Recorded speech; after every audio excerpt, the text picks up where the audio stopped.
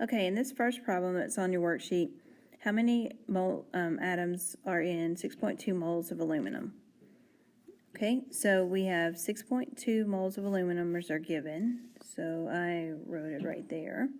You bring your given units down, and then the units you're trying to get to, atoms of aluminum, go on top. Okay, now the next thing that we're going to do here is we're going to fill in the numbers. So anytime you have the word atoms, you put 6.02 times 10 to the 23rd in front of that. Anytime you have moles on the conversion factor side, which is this side of your worksheet, you get you put a 1 in front of it. The math on this is that you are going to multiply across the top. So 6.2 times 6.02 times 10 to the 23rd power, and then you divide by what's on the bottom.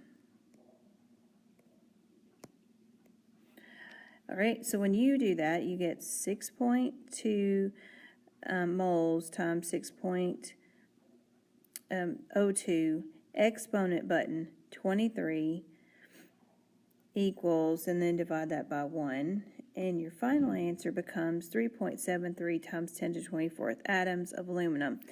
Now, if you end up with 3.73 times 10 to the 25th atoms, you probably typed in 6.02 times 10, then the exponent 23. The exponent button, the EXP button on your calculator, or come on, right for me, second, and then you're trying to get your EE button to show up. That those two functions put in this times 10, so you never want to type the times 10 in.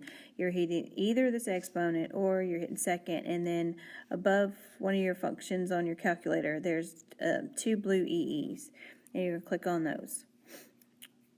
Okay, another problem, convert 3.00 moles of As2S3, so arsenic sulfide, to grams.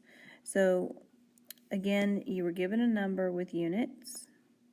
Those units drop down, and then your final answer where you're stopping, your units are going to be grams of arsenic. Okay, so to do this one, you're going to have to do what's called molar mass.